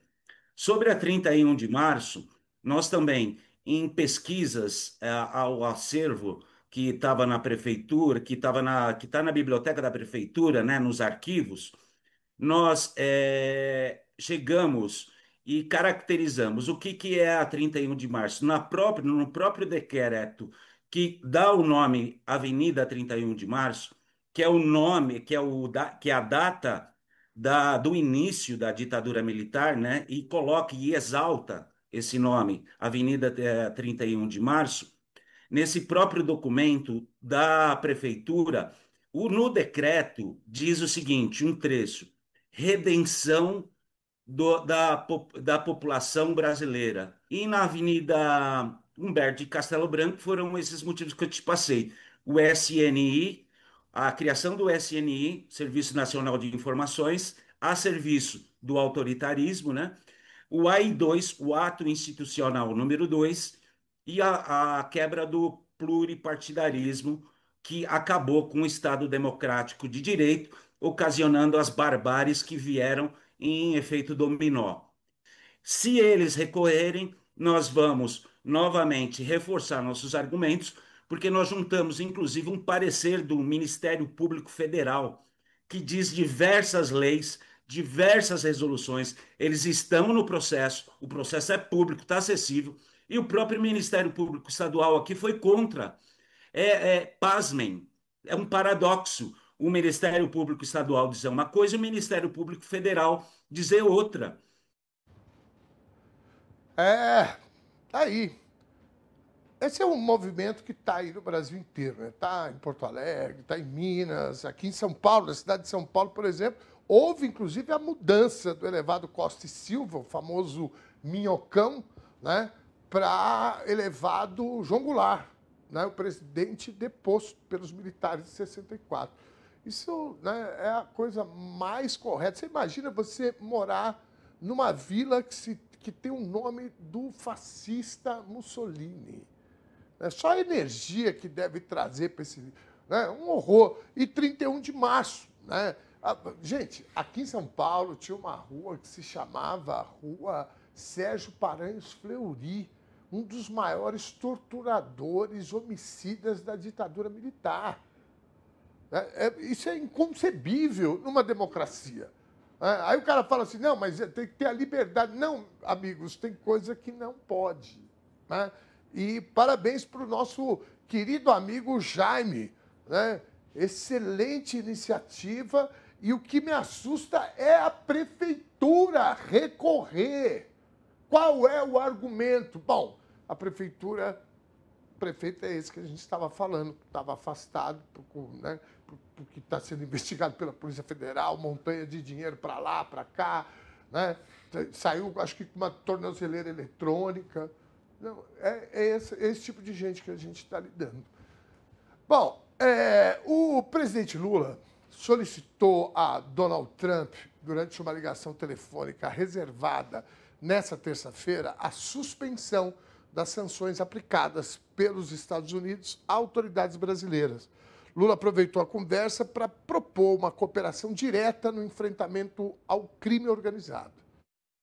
Segundo interlocutores, o presidente brasileiro pediu a suspensão de medidas, incluindo a sanção da Lei Magnitsky contra o ministro Alexandre de Moraes, do STF, e a revisão das restrições de vistos que afetam outros integrantes do governo, como o ministro da Saúde, Alexandre Padilha. Auxiliares de Lula pontuaram que Trump se mostrou receptivo e disposto a reavaliar as punições, mas não ofereceu garantias imediatas. No Itamaraty, a avaliação é de avanço, e o Palácio do Planalto espera resultados concretos até janeiro, seja na suspensão de sanções de vistos, tarifas ou na flexibilização de restrições migratórias. Um dos destaques da conversa foi a proposta de cooperação direta entre Brasil e Estados Unidos no enfrentamento ao crime organizado, com foco na troca de informações e em ações coordenadas contra as redes transicionais com suspeitas de atuação nos Estados Unidos. Além disso, Lula se colocou como interlocutor junto à Venezuela, sinalizando disposição para assumir o protagonismo na mediação com a Casa Branca.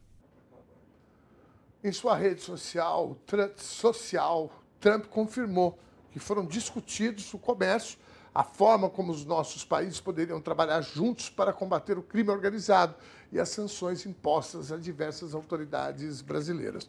Eu acho o seguinte, se o Trump quiser, né, nos ajudar a enfrentar o crime organizado, já começa a mandar aqueles caras que fugiram para lá, né? Começar pelo Ramage, pelo Alan dos Santos, né? Já manda esses caras tudo para cá, né? Para a gente já criar uma relação de confiança, tá certo? 17 horas e 47 minutos, nós estamos em cima da pinta, eu tenho mais pauta, eu tenho o nosso convidado para entrar, mas eu queria um pouco de convidados aqui no telão, né? A nossa audiência, por favor. Adriana Oliveira, opa! Todo homem agressor é um covarde e merece perpétua. Boa, Adriana, tô contigo. O presidente Lula ontem subiu o tom, mas subiu, né, até o si bemol. Né? Alto aí o tom que ele subiu, viu? Obrigado, Adriana, querida. Um beijo gigante para você. A Sônia Nobre, é inadmissível esse ódio às mulheres. Falou bem, ódio às mulheres. Semana que vem nós vamos falar sobre uma turminha que se chama Incel e os Red Pill. Nós vamos trazer aqui especialistas para bater um papo com a gente, para vocês entenderem esse movimento perigosíssimo, né, que esse moço aí, o Calvo do Campari. Aliás, eu acho uma doçura chamar ele de Calvo, porque o cara é um tremendo de um canalhão, né, que ensina homens a destratarem mulheres, né, instigar a violência contra as mulheres. A gente chama ele de Calvo. Né? Calvo tem um monte aqui, ó. Né? Tudo gente boa. O Calvo, cara, né, não é nenhuma coisa que o cara quis ser. Né? Então, eu acho que Calvo tá barato demais. Olha o Valério. Valério é o Calvo, aqueles Calvo, né? Calvo. Né? Valério, querido. Olha lá. Né? Aí chama o cara, não, o cara é calvo. O cara é calvo. Esse é até elogio. Olha lá, o Mr. Alexandre Barbosa, tudo calvo, tudo gente boa. Imagina, quer ofender o cara, chamar o cara de calvo. Os caras... E outra, né? Ele foi preso agora, né? O Calvo do Campari. Até a marca Campari teve que fazer um documento para falar que não tinha nada a ver com ele. Olha o tamanho da encrenca, né? E ele foi preso por tentativa de estupro agora, nesse final de semana, e acabou sendo solto. Isso é outra conversa, né? Mas vamos lá. Feminicídio é crime. O homem que mata ou agride uma mulher não deve ter perdão. Deveria ter 30 anos de cadeia. João Paulo de Oliveira, estou contigo, João. Eu vou ter que interromper a nossa participação, porque eu estou com um convidado muito especial, que ele não dá entrevista, ele dá um show. Né? Entrevistar o Bem-vindo Siqueira é sempre um espetáculo à parte.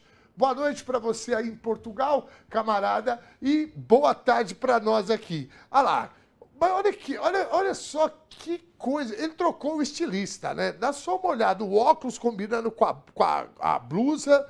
O que está acontecendo ali com o Bem-vindo? O som não está chegando ali? É isso, não? Bem-vindo, Siqueira. Consegui, muito bem, meu querido. Mas você está elegante demais, não é possível. Eu estava sofrendo. Sofrendo aqui com problemas de tecnologia para entender essas porcarias modernas. Estou querendo desligar a televisão e ela não desliga, tá vendo? Estás a ver? Não, é assim. Olha, aliás, hoje está sendo o Dia Mundial da Confusão aqui com a gente. Aqui hoje também já deu um monte de coisa, mas vamos em frente, porque nós somos resistência. Bem-vindo, eu não sei se você ouviu a nossa notícia agora há pouco, cidade de São Bernardo do Campo, nosso amigo doutor Jaime entrou com um processo para mudança. Como é que você analisa a importância de um ato como esse, querido? Eu acho muito sadio para a democracia. Acho muito importante para a democracia. Nós não podemos louvar, manter como homenagem, como heróis da pátria, torturadores, ditadores, elementos antidemocráticos, pessoas que conspiraram contra a democracia no Brasil, pessoas que são um péssimo exemplo para a continuidade da normalidade constitucional e democrática brasileira. Então, acho muito importante. Ponte Costa e Silva, Praça General Ernesto Geisel, sai fora tudo isso, acaba com essa porcaria toda, sabe? Os heróis da pátria são Frei Caneca, Tiradentes, Felipe dos Santos, Zumbi dos Palmares. Esses são os heróis nossos de cada dia e os heróis modernos, e os benfeitores nacionais. Mas aqueles que perseguiram, mataram, exilaram, torturaram ou foram coniventes com esse tipo de prática não merecem ter um nome homenageado em lugar algum. Em lugar algum, é o que eu penso. Muito bem, querido, bem-vindo. Olha, bem-vindo. Deixa eu te passar aqui uma notícia que você vai gostar, tá? A Comissão de Anistia do Ministério dos Direitos Humanos e da Cidadania concedeu por unanimidade perdão e indenização ao ex-atacante Reinaldo, ídolo do Atlético Mineiro, por ter sido perseguido na ditadura militar. Reinaldo formalizou a representação à comissão, relatando ter sido monitorado pelo Sistema Nacional de Informações, órgão ligado ao regime militar. De acordo com o ex-jogador, a perseguição não se restringiu à esfera política, estendendo-se também ao âmbito esportivo durante a vigência do regime. A decisão da Comissão de Anistia representa a reparação moral e financeira pelos danos causados pela perseguição. Bem-vindo, como é que você analisa essa questão do nosso querido Reinaldo? Eu acho que está sendo feita justiça, antes de mais nada. Eu me lembro que durante a ditadura, um dos nossos orgulhos, nós que estávamos na trincheira de luta contra a ditadura, eu me lembro que um dos nossos orgulhos era Reinaldo.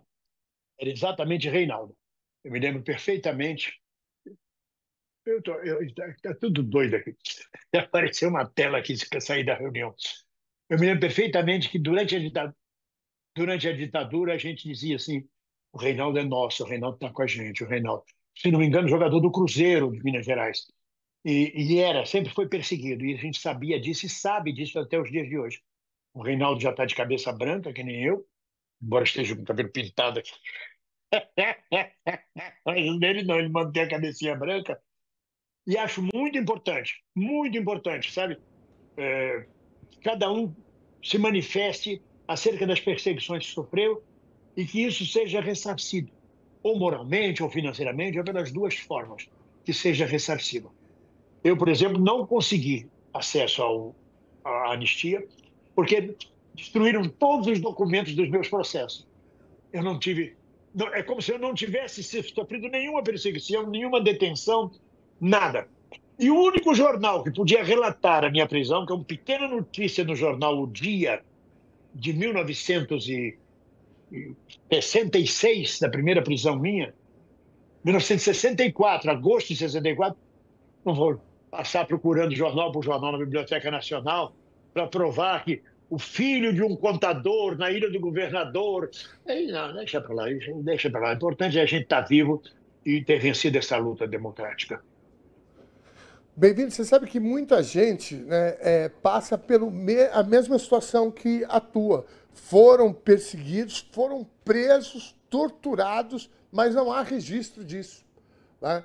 Bom, mas é o que você falou. Você está aí na trincheira com a gente e o maior troco que a gente poderia dar para essa gente é a democracia vencer. Eu estou aprendendo com você, viu? Porque vira e mexe, eu fico aqui chateado, agoniado, e aí todas as vezes eu me lembro, quando eu falo com você, você fala, não, quem está perturbando somos nós, né? Não são eles, nós que demos a volta por cima.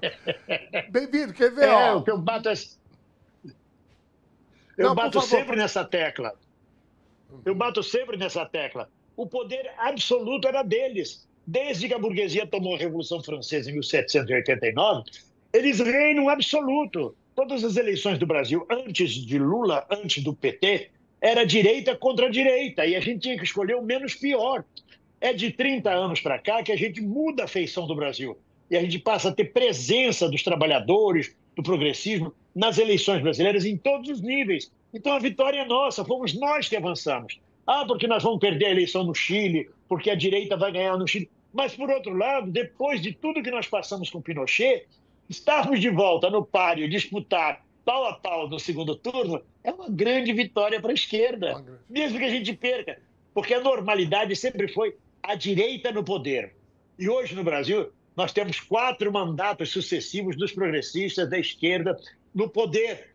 E vamos para o 5º mandato, porque Lula vai vencer em 2026. É isso que eu queria falar. Segue o barco, desculpa eu ter te cortado. Não, imagina. Quer ver mais uma vingança? Olha o que eu adoro me vingar dessa gente, é dessa forma. Ó. O Brasil alcançou um marco socioeconômico significativo em 2024. Mais de 8,6 milhões de brasileiros deixaram a linha da pobreza. Imagina o general Heleno, lá da cadeia, lendo essa notícia aí. Que raiva que ele tá. Segundo o levantamento, Segundo o levantamento, a síntese de indicadores sociais divulgado nessa quarta-feira pelo IBGE, a proporção da população vivendo nessa condição caiu de 27,3% em 2023 para 23,1% em 2024. Esse é o menor nível já registrado desde 2012, quando se inicia a série histórica. O estudo aponta que o Brasil tinha 48,9 milhões de pessoas vivendo com menos de 6,85 dólares por dia, o limite estabelecido pelo Banco Mundial. Os indicadores marcam o 3º ano seguido de redução na pobreza, consolidando a recuperação pós-pandemia. Além disso, e pós-Bolsonaro, né? Além disso, a desigualdade de renda também recuou em 2024, atingindo o menor nível de toda a série histórica. O índice de Gini, que mede a concentração de renda, registrou uma queda relevante, saindo de 0,517 em 2023 para 0,504 em 2024, um novo piso histórico também. Apesar do avanço, o país ainda figura entre as maiores desigualdades do mundo. De acordo com o IBGE, a redução da desigualdade em 24 é reflexo de 2 fatores combinados: o impacto de programas sociais de transferência de renda e a melhora do mercado de trabalho, que resultou na ampliação da renda, sobretudo na faixa mais baixa, nas faixas mais baixas da população. Não é isso, bem-vindo? Imagina o general Heleno, lá da prisão militar dele, pegando o jornal e falar: pô, mas de novo eles estão derrubando a pobreza? Enquanto isso, chega a notícia que nos Estados Unidos, 47 milhões de cidadãos não sabem o que vão comer hoje. Não tem comida para hoje.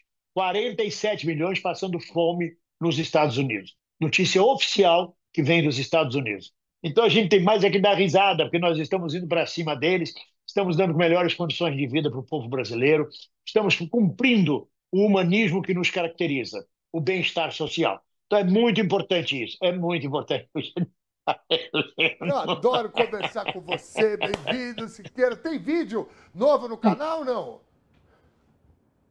Tem um vídeo hoje. Olha, cuidado com os messias que aparecem, já tem messias demais no pedaço. É um vídeo bem-humorado, porque um chama-se Jair Messias e o outro Jorge Messias. Coincidentemente, o primeiro nome começa com J. Jair Messias, Jorge Messias. Agora fica essa coisa assim, eu sou o Messias, tá bom. Se aparecer um terceiro Messias, deve ser Jesus voltando. Não venha não, senhor, não venha agora não, que a barra tá pesada, que o Alcolumbre não tá bem-humorado. Não vem não, que eles vão te matar de novo, viu? Não vem agora não, que eles vão te matar de novo. O Messias verdadeiro, aquele que é o Messias. Deixa a gente dar uma arrumada na casa, depois você pode chegar. Exatamente. Querido Bem-vindo Siqueira, então vídeo novo no canal hoje, passa por favor, é o canal do Bem-vindo Siqueira, não tem outro, né? Só você digitar aí no YouTube. É o canal do Bem-vindo Siqueira. Para quem não conhece. Para quem não conhece, tá lá. Bem-vindo, querido. Uma ótima, né, já final de semana para você. A gente se fala semana que vem, querido. Um beijo gigante para você. Adorei tua camisa. Muito obrigado para você. Beijo. A camisa, como sempre, bem colorida. Obrigado aos companheiros da TVT, a quem me socorre na questão de som, de imagem, a questão técnica. Um grande beijo para vocês. Uma boa tarde. Valeu, querido. Hoje, dia 3 de dezembro, data em que celebramos o Dia Internacional da Pessoa com Deficiência. Este é um momento crucial, não apenas para honrar as conquistas e a resiliência de milhões de pessoas, mas principalmente para reafirmarmos o nosso compromisso global com a inclusão e a acessibilidade. A data estabelecida pela Organização das Nações Unidas serve como um poderoso lembrete de que a deficiência é uma dimensão da condição humana. É um convite para que governos, empresas e a sociedade civil olhem além das barreiras e vejam o potencial e a contribuição de cada indivíduo. Quando falamos em inclusão, falamos de remover obstáculos, não apenas rampas e elevadores, que são essenciais, mas também atitudes que residem no preconceito e na falta de informação.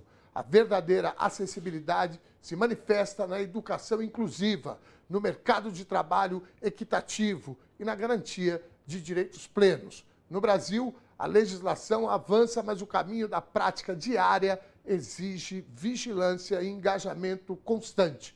É preciso garantir que todos e todas tenham voz e participação ativa em suas comunidades. Nesse Dia Internacional da Pessoa com Deficiência, nosso apelo é por uma sociedade que construa pontes, que valorize a diversidade e que garanta que o direito de ir, vir e pertencer seja, de fato, para todos e todas. Vamos ver o resultado da nossa enquete e põe na tela aqui para a gente, por favor, o que falta para acabarmos com a violência contra a mulher. Para 53% da nossa audiência, leis mais duras. Para 27% da nossa audiência, mais conscientização.